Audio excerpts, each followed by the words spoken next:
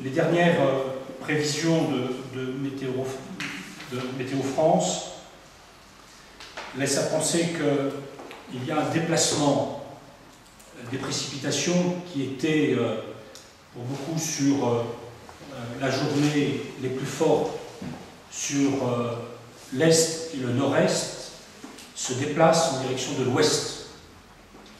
Et actuellement, on a des précipitations marquées sur le golfe de Saint-Tropez, sur les Maures et sur, bien sûr, la frange littorale correspondant à cette région du département. À partir de 20 h, la région est de Toulon va être touchée jusque vers 23-24 heures. Il faut retenir, je pense, sur l'évolution météorologique, un déplacement vers l'ouest et surtout des phénomènes très évolutifs.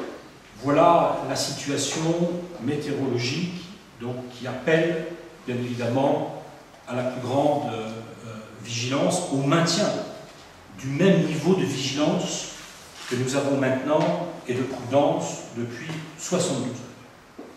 Le réseau routier départemental reste quant à lui également particulièrement impacté et touché. Nous avons 33 routes départementales qui sont coupées. S'agissant des liaisons ferroviaires,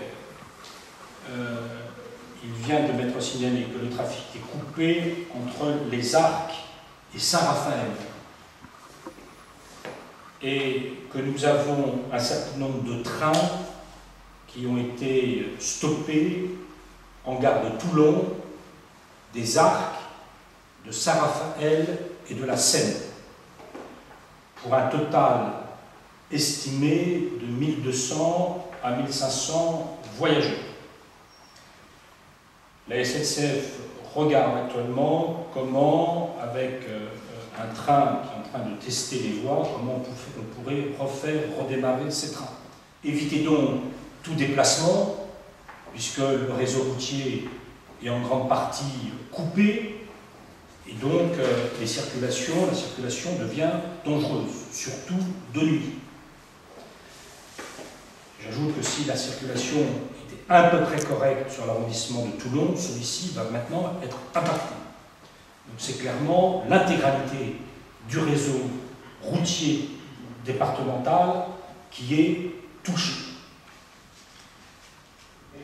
L'inspecteur d'académie, décision et en liaison avec le conseil général du Var, nous avons pris la décision de suspendre la totalité des transports scolaires sur les arrondissements de Draguignan et de Brignoles. Si la situation devait évoluer sur Toulon, nous serions peut-être à même d'interrompre là les transports scolaires sur la totalité du département. À l'heure où nous sommes, cela n'est pas pour l'instant justifié. La situation scolaire, naturellement, ce qui nous préoccupe, c'est la sécurité des élèves. Donc, deux établissements, le lycée Saint-Exupéry de Saint-Raphaël et le collège Lapérois au nuit, en partie, pour une petite partie inondée, mais tout est rentré dans l'ordre. Les locaux ont été tout à fait nettoyés et sécurisés. Par conséquent, tous les lycées et tous les collèges du département resteront ouverts lundi matin. En revanche, en liaison avec les communes, il nous est apparu nécessaire de procéder à quelques visites d'écoles afin de s'assurer que les infiltrations d'eau ne mettent pas en péril la sécurité des élèves. C'est ainsi que les décisions ont été prises de fermer toutes les écoles de la commune de Brignoles pour permettre effectivement ces visites de sécurité. Seule l'école Jean Jaurès à Brignoles sera ouverte et accueillera, il y aura un service d'accueil pour les familles qui ne peuvent pas garder. Comme le voilà, même système, un service minimum d'accueil dans un seul groupe scolaire, qui est le groupe scolaire Jean Jaurès. La ville de Draguignan, on a pris la décision de fermer une école, une seule, qui est l'école Frédéric Mistral, l'école élémentaire de Frédéric Mistral. Et puis la commune de Barjol aura également ses écoles fermées.